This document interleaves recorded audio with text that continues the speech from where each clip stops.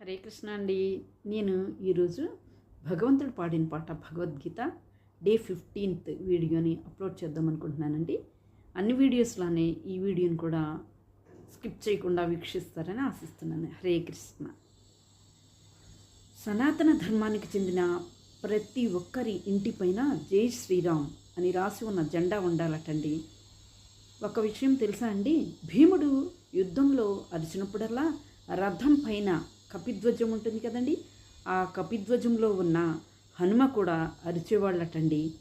వాళ్ళిద్దరి అరుపుల ధ్వనికే వేలాది మంది మూర్చపోయేవారట యుద్ధంలో. హనుమకి అంత శక్తి ఉంటుందటండి. అంత శక్తి తన వైపు ఉన్నా కానీ అర్జునుడు ఎందుకు భయపడుతున్నాడు అంటే, ప్రపంచంలో మనకు భయం అనేది ఉండాలండి. ఈ రోజుల్లో పిల్లలు తల్లిదండ్రులకు, గురువులకు భయపడట్లేదండి. అసలు సమాజంలో ఎవ్వరికి భయపడకుండా మా జీవితం మా ఇష్టం అంటూ అధర్మంగా ఇష్టం వచ్చినట్లుగా జీవిస్తున్నారండి. అసలు భగవంతుడంటే కూడా భయం ఉండట్లేదు ఎవ్వరికి. ఇక్కడ దుర్యోధనుడు భయపడుతున్నాడు, అర్జునుడు కూడా, ఇద్దరు భయపడుతున్నారు. కానీ వాళ్ళ ఇద్దరి యొక్క భయాలలో వ్యత్యాసం ఉందండి.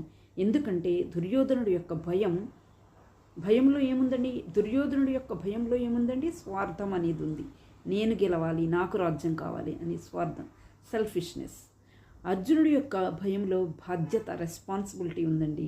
దుర్యోధనుడు తాను అధర్మంగా యుద్ధం చేస్తున్నాను, గెలుస్తానా లేదా అని భయపడుతూ ఉన్నాడు. కానీ అర్జునుడిలో బాధ్యత ఉంది కాబట్టి భయపడుతున్నాడు.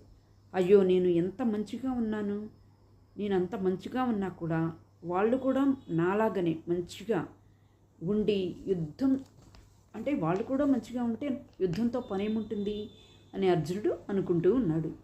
అసలు అందరం మంచిగా ఉంటే అసలు భగవద్గీతే ఆవిర్భవించేది కాదు కదండి.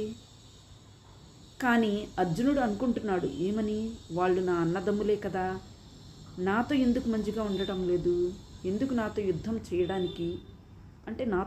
చేయడానికి వాళ్ళు సంసిద్ధం అవుతున్నారు, ఎందుకు నాతో యుద్ధం చేయాలి అని అనుకుంటున్నారు అని అనుకుంటూ ఉంటున్నాడంటండి. కానీ ఈ ప్రపంచంలో ఉన్న వ్యక్తులు అందరికీ